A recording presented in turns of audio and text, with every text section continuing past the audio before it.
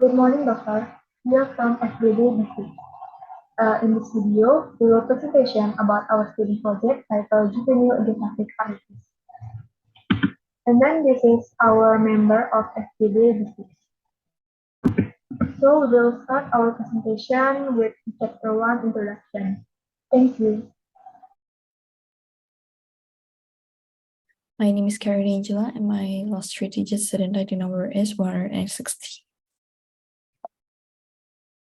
So based on its etymology, juvenile idiopathic arthritis is a joint inflammation with unknown etiology which occurs in children that tend to be persistent, therefore also known as juvenile chronic arthritis.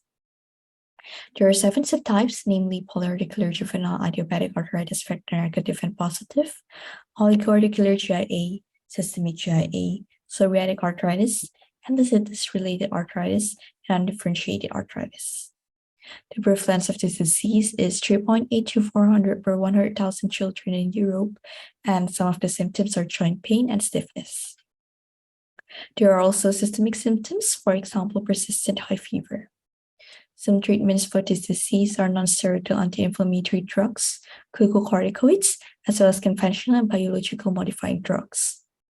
Although the overall prognosis is good, GIA may lead to some complications such as uveitis. Considering all of that, it can be concluded that this matter needs to be discussed further. My name is Tiffany Cecilia, and now I will explain about the problem formulations, objectives, and benefits of this literature review. First is problem formulation.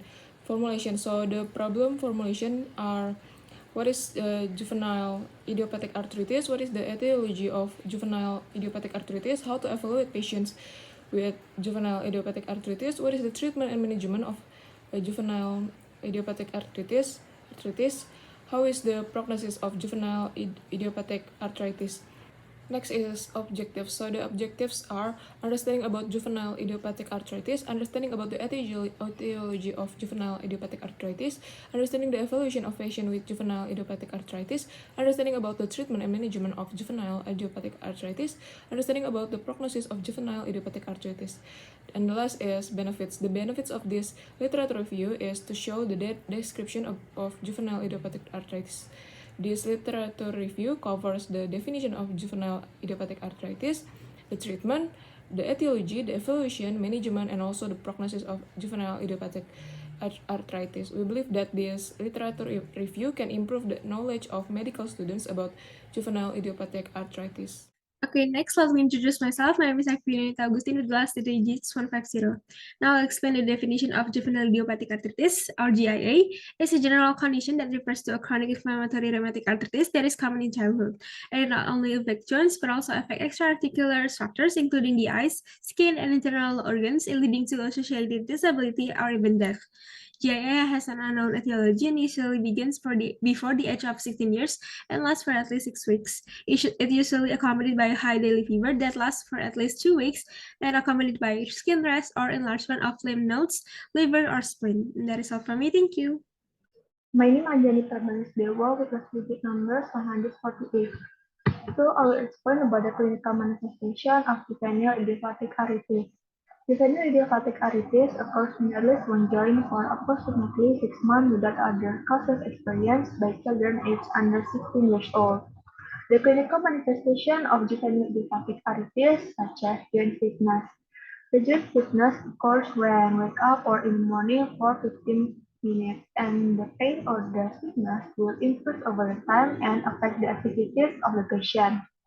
And then there's a persistent fever characterized by high spiking fever. And then there's a temporary salmon-colored macular or maculopapular rash that's present with the fever.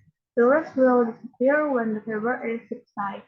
And then there's systemic symptoms such as pericarditis and pericardial effusion, enlarged lymph nodes, splenomegaly, and chronic anterior non-granulomatous uveitis.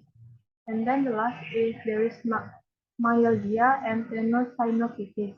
That's all for me. Thank you.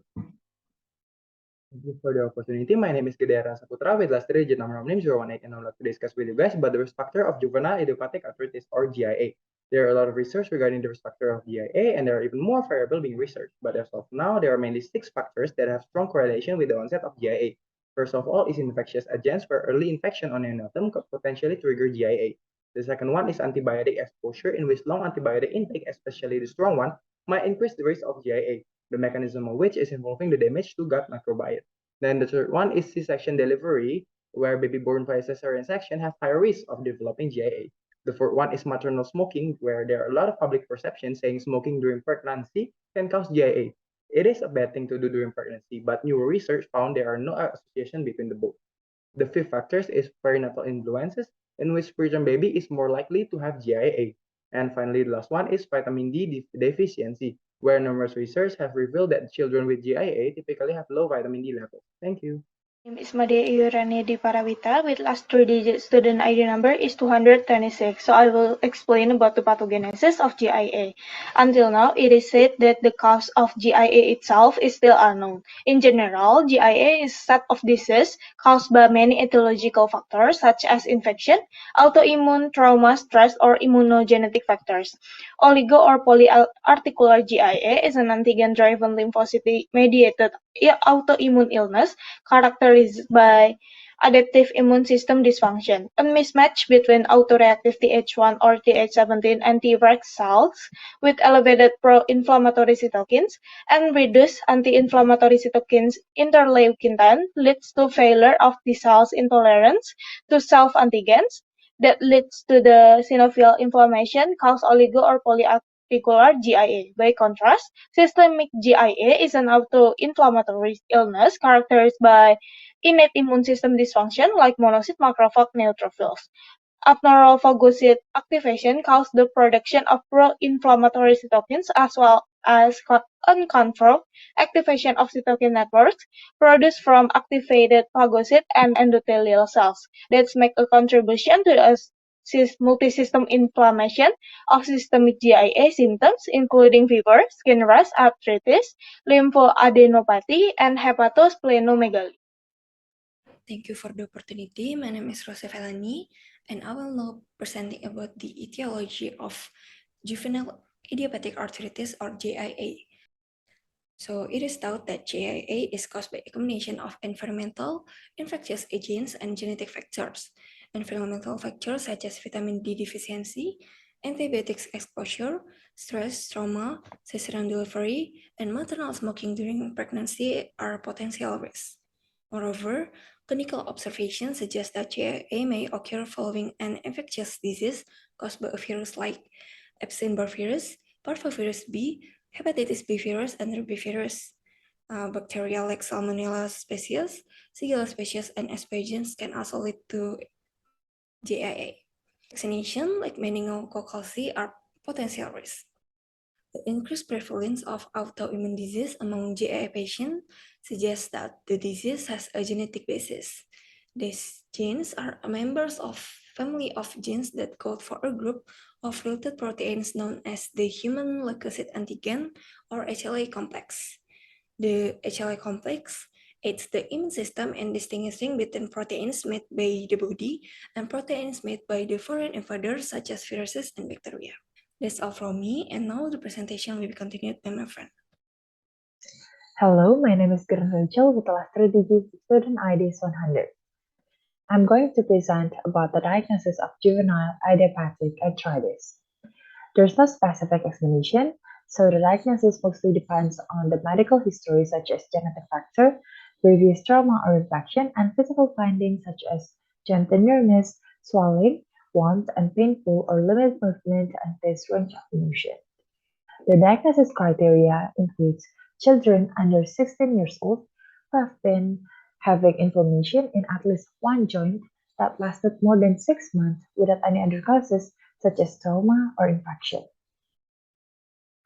The clinical symptoms include joint pain and stiffness that usually occurs in the morning for 15 minutes that increases every day, followed by high spiking fever followed by evanescent macular rash, and as the disease progresses, it may also include pericarditis and pericardial effusion, enlarged lymph nodes, and or splenomegaly, iridocyclitis, uveitis, pain, redness, headache, photophobia, and vision changes.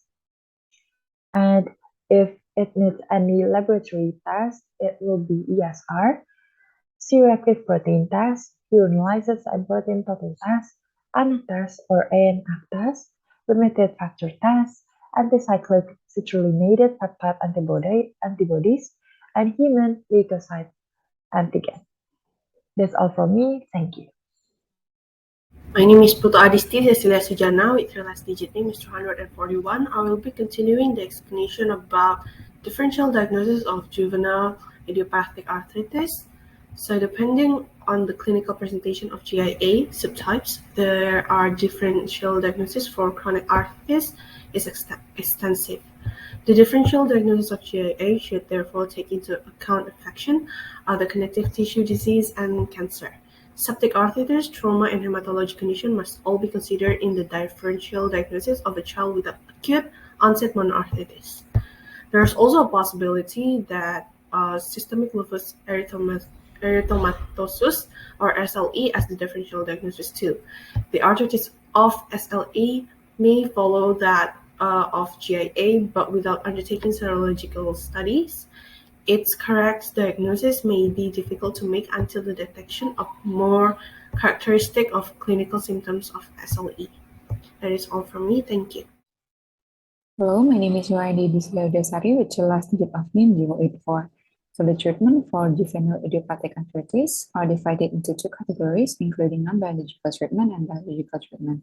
The non-biological treatment are first non-steroidal anti-inflammatory drugs.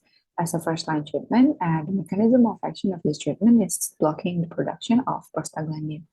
And the commonly used of this treatment, including ibuprofen, indomethacin, palmitin, and naproxen. The second one is corticosteroid. The corticosteroid is effective to reduce symptoms of juvenile idiopathic arthritis, and the usage of corticosteroid are limited due to prevent joint destruction. And the third one is disease-modifying antirheumatic drugs. This treatment is immunosuppressive and immunomodulatory drugs. The commonly used of this treatment is methotrexate, leflunomide, and etc. And the next one is biological treatment. So the commonly use of biological treatment including infliximab, adalimumab, and etc. And the adverse effect of this treatment is opportunistic infection and malignancy. Hello, my name is Clairene Siemarga with last three digits of student number 134. Today, I'm going to explain about non-pharmacological treatment of juvenile idiopathic arthritis.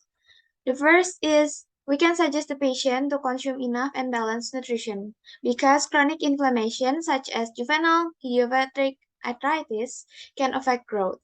Second is we can suggest the patient to practice physical activity, then sedentary behavior. The third is we can give or provide the patient with emotional support because chronic illness sometimes lead to frustration and anxiety, and in this case with recurring flare and uncertain prognosis. The fourth is we can help to communicate with the school of the children. And the fifth is we can help to connect the family or the children or the patient with support community. That's all from me. Thank you. Hello, my name is Gusti Agung Saraswati. My last digit the number 056. Prognosis. The prognosis can be determined from the types of disease onset. For example, the type of onset polyarthritis subthema RF positive, mostly in early women who have poor prognosis.